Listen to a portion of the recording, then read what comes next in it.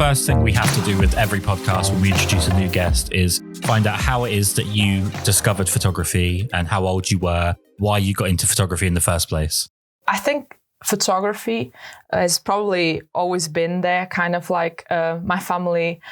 They took a lot of pictures doing, family holidays. And I remember kind of like being 6 or 7 and running around in the beach and just sort of like grabbing my auntie's point and shoot and, disposable cameras and just go around and take pictures of wherever I found it. And she would be mad because I would have used all the disposable camera and she couldn't take any more pictures. But yeah, I remember that it's kind of like one of the best memories I've had of photography. And then obviously after that, I got into photography a bit more seriously when I was about 14. I sort of got my camera and I was doing digital at the time. And I just, it was in a way interesting to me, but I sort of as I started to put on the effort of trying to learn about composition, trying to learn about all the different aspects of photography, color, then I found out that there was this thing called film that I had never touched since, I was 6 or 7. And so I was interested and I started buying like a lot of different cameras, like cheap cameras, shooting expired film, shooting whatever it was. At the time, I wasn't into watching videos on YouTube and just getting into the community. Let's put it this way. I did things like I did too many mistakes, but I was just doing it on my own. And then I would say that probably when I got into film school, I seriously pursued photography, both digital and film, more into film. And then for the last 5 years, I've been doing exclusively film. Not that I have anything against digital, but it's just kind of like how I feel comfortable doing photography. In an age of digital photography, how is it that you maintain yourself as a film photographer? Obviously, film is more expensive to keep going with. Obviously, the initial purchase of digital photography is expensive, but moving on, there's not many additional costs. Whereas with film photography, there's a constant upkeep because you have to pay for the film. How do you maintain yourself as a film photographer? Do you mind that cost? Is the benefit of film worth the cost? I feel like I believe in this in life. Whatever you consider an investment, whatever is rewarding to you and makes you feel fulfilled in a way, whatever activity that might be, you should invest on it. And to me, film photography, I don't mind the cost just because I find it very rewarding. I feel like film is challenging in many ways, and you learn with other people, you learn with the camera that you're shooting, you learn with yourself. We have so many possibilities of getting knowledge out of it. And the fact that it's rewarding to see that you just took a picture, you don't know how it's going to come out, and then you get like the results. And sometimes it might be bad, but hey, sometimes it might be really cool. And I feel like given this and the possibilities, the enormous possibilities of creating something with film, I don't mind at all paying for the costs of maintaining film. So to talk about your work then, how would you define your style of photography? Well, I feel like I'm still in the work of it. I feel like my style of photography kind of emulates what I've been developing as a writer and as a wannabe filmmaker. I would say at some point I will be one, but because I'm currently studying still. So I feel like it all mimics 3 or 4 main ideas, which have always been present in my life, which is the question of identity, passage of time, the question of probably being lost and trying to figure out what to do in the world. It's more like questions to do with existentialism. I would probably pursue photography that way, and I do it. I feel like if you look at a lot of my photos, I tend not to be too close to people. I tend to frame it in the space, and I do a lot of work with composition in terms of like landscapes. I'm fascinated for landscape photography. I feel like there's the fact that you can get emotions out of a place, and it's far more interesting to me as a photographer. Obviously, I'm not saying this in general terms, but to me as a photographer than photographing people. I like to photograph people if I know them very well, because I like to be true to them. As in, I probably photographed in the last 6 months 2 friends of mine that I know. So I know exactly how to capture them. I know exactly that if I looked at the photo, I would see who they were. And that's the thing, when you photograph strangers, it's kind of like a talent that people sort of don't really talk about, or probably just don't pay too much attention to it. But it is a really a talent to be able to capture the nature of strangers. And I feel like probably I would say that I'm a bit more gifted in doing landscape than actually photographing people. But yeah, I do feel that my photography relates a lot with it, existentialism and loneliness and all sorts of, probably more psychological questions, I would say. Well, there seems to be 2 types of photographers, generally speaking. Ones that are very technically focused and others that are much more focused on expression of themselves through the medium. And you seem to fall very much into the second category. Mm-hmm. Do you think that focusing too much on technical aspects of photography is a waste? I can see why people do it. I respect that. But like you mentioned, I do fall a lot in the second category of people. I feel like there's absolutely no harm in being technical and studying the technicalities of photography. I myself have been for years studying formal aspects of photography, but I feel like art in itself is a way of expression. And I feel like sometimes if we fall into the formalities, we won't be able to express ourselves fully. I've come to that conclusion with my own work. Obviously, this does not fit everyone because everyone is different and everyone has their own needs and ways to express themselves as a photographer. But I do believe that it is not a waste if it suits your style. For me personally, I kind of like don't pay too much attention to it most of the time. I think people would be surprised that sometimes when I'm shooting, I'm only carrying probably my camera and a roll of film in the back of my, in a pocket or something. And I don't use light meters or anything. I just go with the flow kind of. So, yeah. You've obviously got this YouTube channel and you create a fantastic array of videos, not only doing things that compare film stocks, but talking about influences, motivation, and so on. What was it that made you start the YouTube channel in the first place? Well, I obviously have been watching YouTube for a couple of years now. I was familiar with mainly 3 people. Obviously, I watch a lot more, but I was familiar with the work of Nick Carver, Jason from Grainy Days, and Matt Day. And I've always been very inspired to, push myself through their videos. So I was a very shy person before, and I never thought I would probably create a YouTube channel. And I did it, I think, 6 months ago or something like that. And it's been a crazy journey. And I feel like in a way, it has helped me a lot. And in a way, I felt like I needed to create it in order to sort of express myself, because I feel like I had something to say that could help people, that could contribute to what other people are putting out there. Because I'm not too much on, my knowledge on gear is not that, big, but I am knowledgeable in other things that if I share, it might be helpful to other people. So I guess that the moral of the story is that I created my channel because I felt that my voice had something interesting in it for people to hear. And yeah, I guess that it went well so far and I'm quite pleased with it. I don't know if this answers your question, but yeah, I kind of... Oh, absolutely it does. Is it something that you want to be seen as an authority on photography?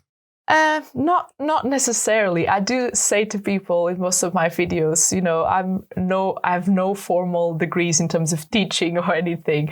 I just feel like I am a person who was sort of like, my education has always been for letting other people like be patient and be respectful and give other people their sort of voice, let them express themselves, express yourself, and I felt like I don't want to be an authority because I feel like nobody should be an authority. I feel like I'm a dreamer by nature, so I'd say that possibly the ideal is for everyone to chip in, sort of like share their photography, their knowledge, and, help one another.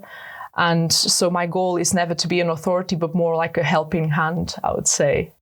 In a general sense, what do you think YouTube's effect on photography has been? Do you think it's been a positive experience, or do you think it's something that can sometimes inhibit growth? In general, or in my work personally? I would say in general. Well, I feel like in general, YouTube, especially when you go back a couple of years, when film photography was probably something more of an underground thing and not so trendy as it is right now. It obviously is always a niche sort of matter sort of thing.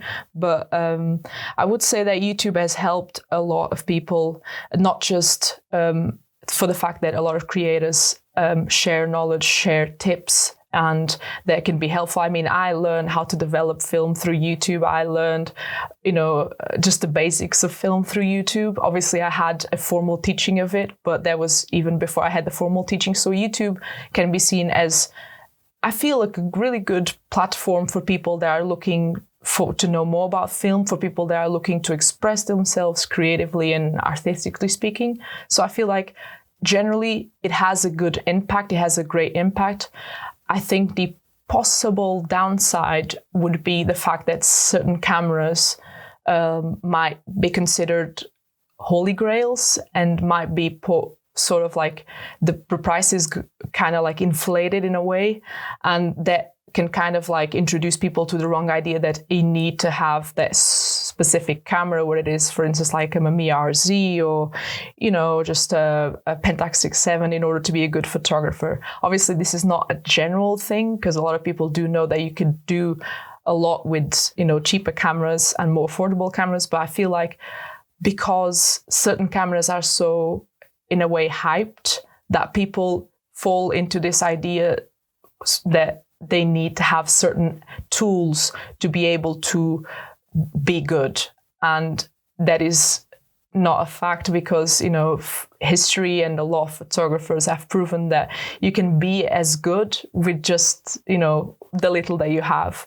And I think that possibly the only downside I see in YouTube is that, obviously not YouTube as a platform, but, just the fact that, again, you see those same cameras everywhere, and then people get introduced to this idea. You've mentioned the resurgence of film there. What do you put that resurgence down to? Why has film become popular again? I think I have a good idea, because I feel like I'm from a generation, obviously a millennial, Generation Z, whatever you want to call it. But I feel like we as young people, me included, we've been given everything in a sort of platter. You've been given digital, you've been given things like phones, and, you didn't have to rush around libraries to get knowledge, to get, you type on your phone, a name of a camera that you want to know something about, and boom, that it is in a split of a second. And I feel like because our generation has so many things that were easy to get, we kind of like tend to go and see what can be challenging to us. To me, I personally, when I came across film photography at first, I took it because it was a challenge to me. At that point in time specifically, I had been shooting, but it was just easy in a way, that I had a camera that could do, well, pretty much 80% of the job, or probably all the job if I wanted to, if I put it set on all auto mode. And I was looking for something that could be challenging to me. And I feel like the younger generation is kind of like, we like challenges. And I feel like that might be it, because you do see a lot of YouTubers now, film photography channels.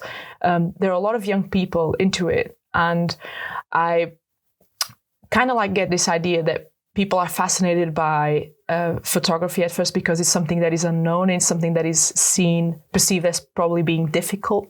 And so we like to kind of break it down, what's difficult and what's complex. I personally do.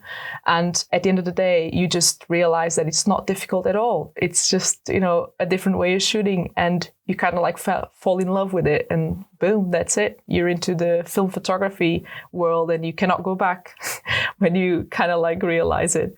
But yeah, I feel like it might be due to the challenge that film photography represents at first, especially like you mentioned, you come from a digital world, or more like you're more familiar with digital.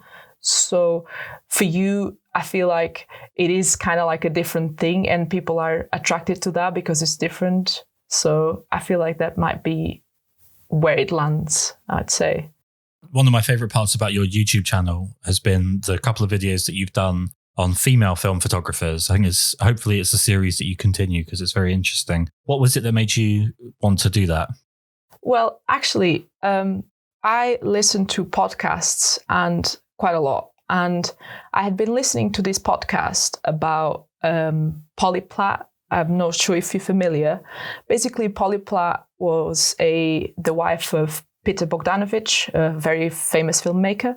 And because she was a woman in Hollywood producing films and editing films and whatnot, well, she didn't edit them, but she had quite a lot of like an array of roles within the creative side of film, creating films. Mm-hmm. And she had been put down for so long during many events of her life, creatively speaking, because she was a woman. And I listened to that podcast, and it's a really good podcast, by the way. It's called You Must Remember This, and it's a podcast about film. So if you have anybody interested in, knowing more a bit about the history of film, it's a really good podcast, and I recommend that. But yeah, getting back to the point, I listened to that podcast, and it really touched me, the fact that I realized that I have a platform and I could do something that would sort of showcase the work that female photographers, in this case, obviously including the photography side, and showcase the female photographers' work, and probably, get some people's work there as well. My goal with this series is to eventually dive into the present or contemporary photographers and showcase the work of a lot of women. And, I was sort of touched by the fact that Polly Platt, in her life story, had her voice shut because she was a woman. And I thought that given YouTube as a platform, I could create something that would sort of showcase women's voices as creative artists. And that's kind of like how I started sort of writing down an idea on a notebook. Well, how can I put this together? And then I decided to come up with a couple of names for the first episode, and then I did the second one, and hopefully will be a third one and a fourth. And as long as I can do it, I will try and do it at my best. So yeah. It's definitely a fascinating watch, and I would definitely recommend people go on YouTube and check that out. Let's talk about being a female photographer, obviously something that I'm not experienced in. What are the pros and cons of being a female photographer? Ooh, that is a tricky question, because I might say that I was raised in a way where I was taught not to look at race, gender, anything that can distinguish people in terms of so for me as a photographer, I don't tend to look at things as in like me being a female photographer. I feel like photographers are photographers regardless of gender. As much as you're a human, regardless of gender, as much as you're a creative person, regardless of gender. I personally, have been shooting film, I've been doing my thing, and I've never kind of gotten, let's say, shut down in a way because I was, a female photographer. Because I always put forward the idea of community in a way. I feel like regardless of our differences, we all are part of a community. And it's quite old-fashioned to think that there should be there's a distinction between man and women. It's not, it's something that is not even conceivable to me.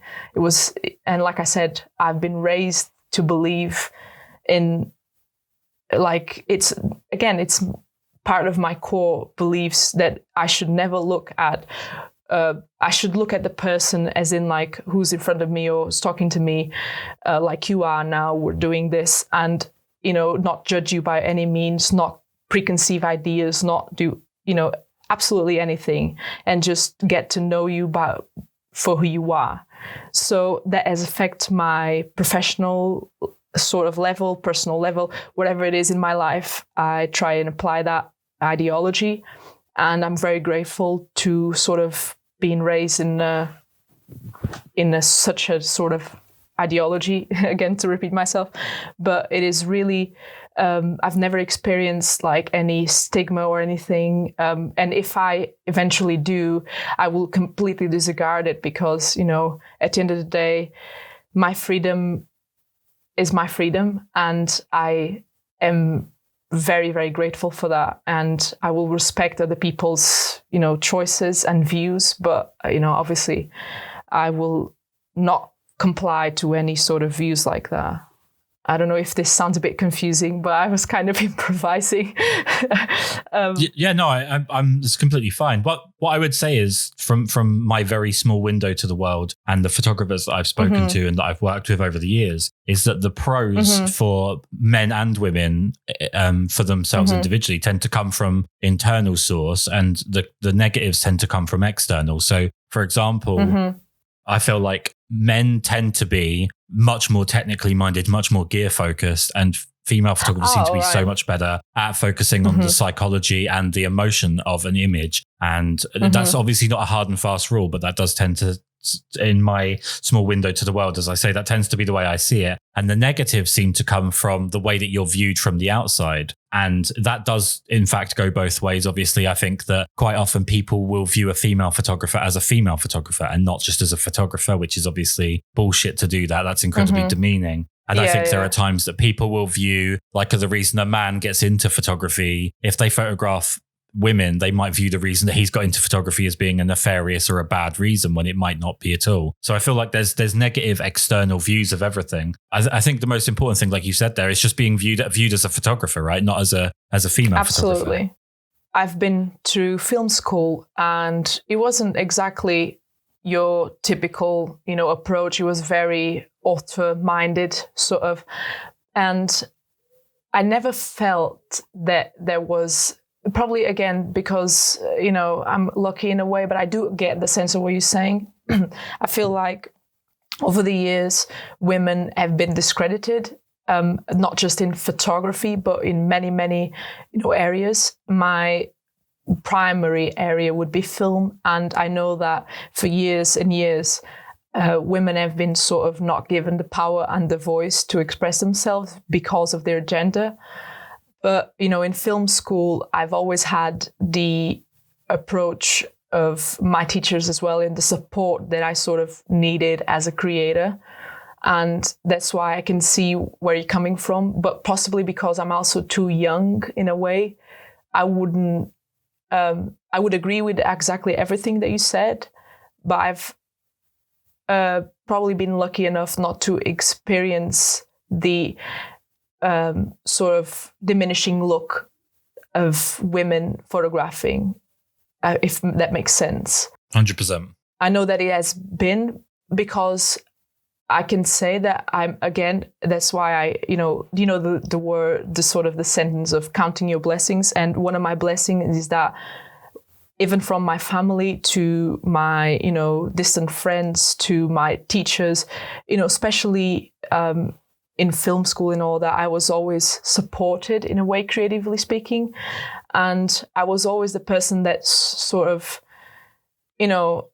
if you're going to say something because I'm a woman, then, I'm completely disregard that, because that's not even a sort of, how should I put it, a valid argument. And so, again, I've been very lucky that I had this support, and I never had to go through with rough times like that. But that's why I appreciate that women that went through it in the past and have suffered so much with it because they couldn't express themselves creatively. I appreciate that they still did it. And that's why, for instance, with the female film photographers series, I appreciate every single thing that I put there, because I feel like these were people that weren't as fortunate as we are today. Women, I mean, obviously speaking in a female perspective, of course, this might not be everybody's perspectives, because we all have different backgrounds, we all have different supports, we all have different lives. And I still know that there's things today happening in the industry where you're put down because you're of your gender. And unfortunately, that happens. And, if that one day happens to me, well, I will have to deal with it. And I'll have to learn how to deal with it. But I feel like now, again, it's been a blessing in a way that probably because of these women that worked so hard in the past, I've not been able to experience that much stigma. And that's why one of the core reasons why I also did the series was because, in a way, it's just kind of like saying thank you for what you did, that you kind of like, let like people like me today to be able to shoot and do their thing with probably not being, given the second look just because of my gender. So I feel like it's a thank you to all the female photographers that have put so much hard work into it, into getting us recognized in a way. Amazing. Now, YouTube is notorious for its incredibly visceral comment section and people being usually less than complimentary at the best of times. How much do you use the feedback that you get on YouTube to influence the videos that you make in future? Well, I actually urge people to comment on my videos, whatever it is that they want, because I feel like I want to create a place on YouTube where it's a true community. You write down, for instance, the other day somebody wrote down, why don't you do a video about how photography influenced ad agencies in the 60s? And so I'm working on it, and I take actually print screens of comments so that I will keep it on my folder on my phone with ideas. And I try to incorporate that because I feel like people shouldn't you're not there just to be seen and then, people have to see you and then that's it. I feel like it should be a sort of growth together in a way. Like we should grow together with one another, you as a viewer and me as, putting the videos. I feel like you as much of as a right of having your voice as I do. And I like to include that in my videos. I like to take ideas. I like to reply to people. I try as much as I can to reply to everyone. And regarding probably, dislikes and probably comments that are kind of like, not very nice. Are you familiar with Gone with the Wind? Yes. There is this particular scene where Clark Gable says to her, frankly, my dear, I don't give a damn. And that's what I do with those comments. If you're going to spread negativity, I don't give a damn. I don't care, But the other day, actually, I had someone very upset with me because I had a series called Female Film Photographers, and I had another series called Film Photographers You Should Know, and I put 3 episodes of this series on YouTube, and I had so far just put, male photographers there. I actually have 2 more episodes ready, and both of them have women photographers, but this person was really upset because I had this gender division. And so, I could have just deleted the comment and I'm not going to deal with it, but I didn't do it. I took the time to reply to this person. I took the time to make sure that her voice was heard and that I was there to kind of like let her know that, her point was, valid in her way. I could hear and understand what she was saying, and then I had something to say as well. And then we ended up like finding common ground, and it was a very constructive comment. It was like, it started like probably in a bit of a bad way, but it ended up like being a very good situation. And I like to be like that with people. I like to kind of like give them the freedom to express themselves. So if you have something that is not so positive but can be constructive, I will take it on board. If not, and if you're going to probably, just say something that doesn't even make sense, well, then I don't give a damn. That's it. The last few months have obviously been incredibly difficult for everybody with the pandemic and the sort of wave after wave of disasters around the world and all sorts of problems going on. I think a particularly difficult time for creatives in the sense that they're being kind of cooped up in their house. They're not getting out and doing things that they would normally go and do. In terms of like your mental health maintenance, how are you keeping yourself, because you're obviously a wonderfully positive person, how are you keeping yourself positive during an extremely difficult and sort of challenging time? Well, I was never, this was a change that I had to do it in myself. Like I used to be a very negative person, I would say, when I was much, much younger. And this is probably very personal, but I feel like because I have an experience of going through a really, let's say, difficult situation in terms of my health. And I was put in a position where I had to contemplate my life in a way, not to sound very cliche or, dramatic, but that really made me change my approach and my mentality. And I am forever grateful for that probably week or so where I couldn't leave my bed, because that really, really changed me. And it gave me the strength and endurance to, whatever life would bring on, like pandemics and whatever it is, you will have to stay positive. You will have to be strong. And that's kind of like my mindset. For instance, I live by myself, so being for 3 months on lockdown was kind of hard, but, I blasted some music. I tried to be positive. I danced around my house and, probably my neighbors thought I was crazy, but hey, you got to do what you got to do. And the basic thing is you need to keep afloat.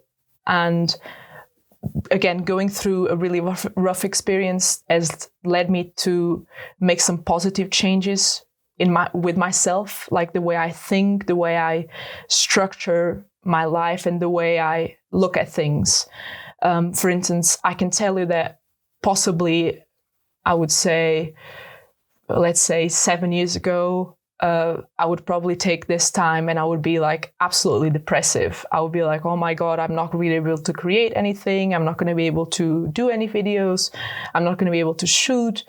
But, I feel like you're not helping yourself and you're not helping other people. And I felt like during the pandemic, during the lockdown, I put a lot of videos because I also wanted to show people that it doesn't matter what you've got coming, you need to stay afloat, you need to stay positive. And that's probably one of the, let's say, biggest messages I want to send with my YouTube channel, which is just be yourself and be positive. If things don't go right one day, there's always tomorrow.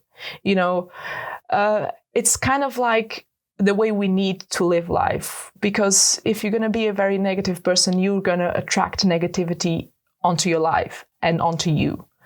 And that is, that won't help you in any way, especially if you're a creative person. Not that you need to be specifically positive 100% of the time, but you need to remain at a stage, at a sort of mindset where you can be creative. You need to be in a sort of equilibrated, let's just put it this way, mindset. And that's the most important thing. And I feel like a lot of people do disregard mental health still. And I feel like because, again, I've been affected in the past and that has contributed positively with me, I could do the same for other people. And so I feel like it doesn't matter, if there's a third world war, just, grab your camera, shoot what you can and then run, but still do it in a way. Before we started the podcast, we had a brief chat, and one of the subjects we covered was sort of Instagram, and more specifically, people's kind of focus on numbers and followers and algorithms and so on. With all that said, do you feel like Instagram is a particularly positive influence on the photographic community at the moment? I feel like at the moment, I would say it's 50-50, because people just pursue, we'll start with the bad ones then, with the bad side of it. I feel like people look and people seek, that's why I said to you before, people seek a lot of approval these days, a lot of validation. And that validation should come from you.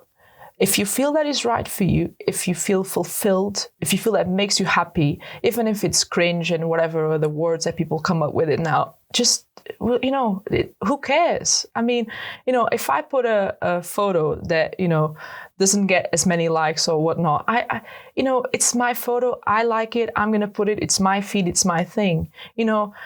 You shouldn't care about numbers. You should, because at the end of the day, that's what they are. It's numbers, and if you have like 200,000 thumbs up, so what? You need to be comfortable in your skin. And for instance, social media these days kind of like promotes people to build up layers and to sort of have multiple skins in a sense, obviously the word, and I feel that's not correct. I feel like also, people tend to be mean in a way, like sending messages to one another. I've gotten a few messages that are not nice, but, like I said, it's just, it depends as well on the character of the person. And if you're not an educated person, if you don't have, let's say, good values and good manners, well, they will always show in whatever you do in life. And I feel like I never take in consideration that. And so, again, it's probably like, I'm probably going to sound really confusing now, but like what I meant is like, well, there's one downside to the seeking of approval, and there's another downside, which is the people that, misuse the tools that were given, and that's always going to happen no matter what. And I would say, obviously, there's a good side of social media, such as Instagram.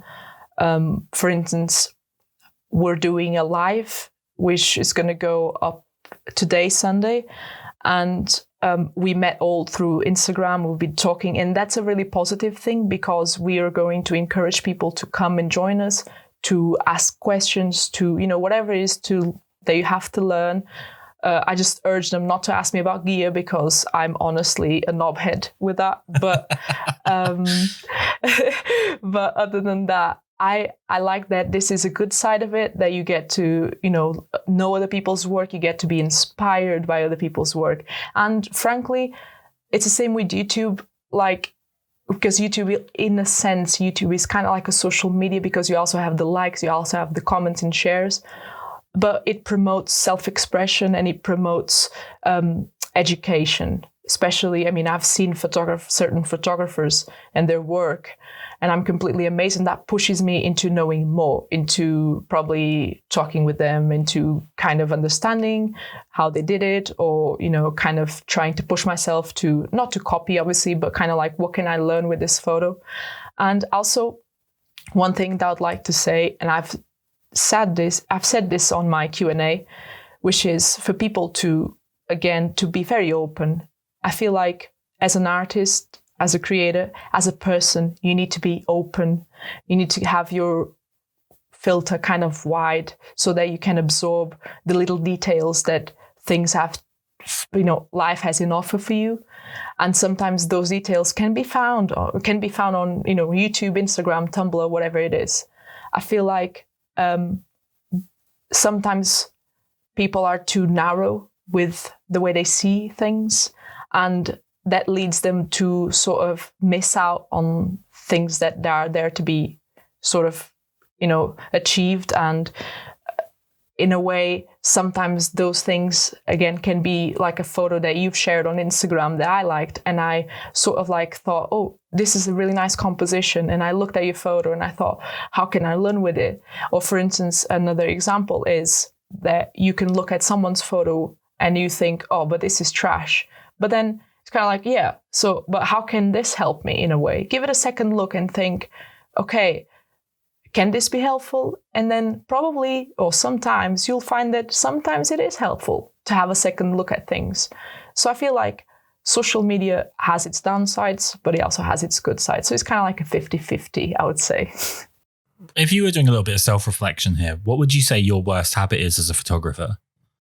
I sometimes think that I could do with a bit more confidence on my skills. Like as a photographer, I feel like sometimes I take too many shots, or I stay for too long on a specific shot because I'm such a perfectionist, and that affects everything that I do in life. And sometimes I repeat things, I mean, countless times just because I want to get it perfect. I'm kind of like obsessed with it.